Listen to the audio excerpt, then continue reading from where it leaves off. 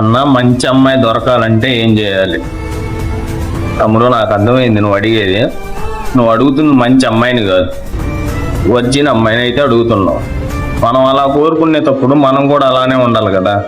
95% అయితే లేదు తమ్ముడు. ఒకవేళ నీ లక్కు బాగుంటే రావచ్చేమో ఆ 5%లో. ఎక్కడ దాకో ఎందుకు, ప్రతి ఒక్కళ్ళ ఇంట్లో ఎవరైనా ఏమనుకుంటారంటే మా అమ్మాయి మంచిగా కాలేజీకి వెళ్తుంది, పద్ధతిగా వస్తుంది అలానే అనుకుంటారు.